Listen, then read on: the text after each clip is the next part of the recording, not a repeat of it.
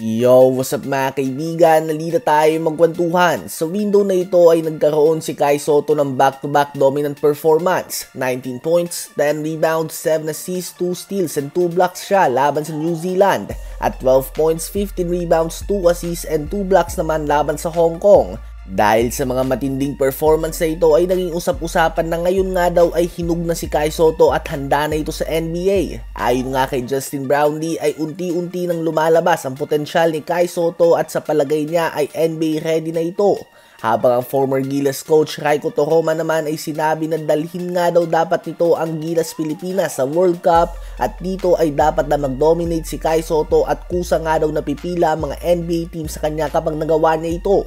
At dito nga isang ayon ako mga kaibigan, tila ba ito ang mas magandang daan para sa kanya dahil dito nga ay may pagkakataon siya na ipakita talaga ang kanyang tunay na laro. Pwede siyang maglaro ng madami minuto at ipakita ang iba't ibang niyang skill set kaysa naman noong Summer League na maswerte na kung mabigyan siya ng 5 minuto na playing time.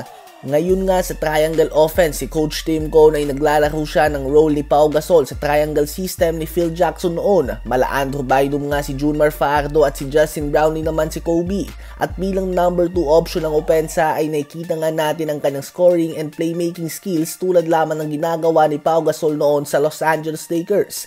At speaking of Pau Gasol, isa lang nga siya sa mga international prospects na napansin ng mga scout noon sa World Cup. Noon nga ay ito talaga ang daan ng mga international players. Mapa Andre Kirilenko man yan, Vlade Divac, Peja Stojakovic, Yao Ming, Hamed Haddadi, Ijan Lian, Wang Zuzu, Zhou Qi, Manu Ginobili at iba pang mga international players noon.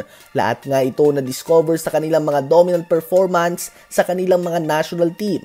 At posibleng hindi nga kailangan na sa World Cup. Posibleng kahit sa FIBA Asia lang nga mag-dominate si Kai Sotto, maging MVP o parte siya ng All-Star 5 ay posibleng sapat na ito upang mapansin siya ng mga NBA scouts. Matindi na nga ang impluensya ng social media ngayon at madali lang na mag-send ng mga video clips sa mga scouts. Ganun pa man, hindi nga sapat ang 2 dominant performance. Kailangan nga ay magawa ito ni Kai Sotto na magkakasunod na game. Dahil ang pinakamalaking bagay nga sa NBA ay ang manatili kang healthy at consistent sa mahabang 82 regular season games.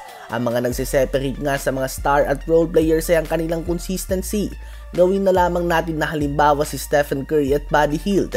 Nakita nga natin sa early part ng season na mala all-star ang performance si Buddy Hield, ngunit after a few games ay hindi na ito mahanap. Habang katulad naman nila Curry o iba pang mga superstar ay bibihira mo nga sila na makita na magkaroon ng 2 consecutive bad games. At kung hindi mo nga magagawang maging consistent sa FIBA tournaments, malabo nga na maging consistent ka sa NBA na halos araw-araw ay may laro ang mga players.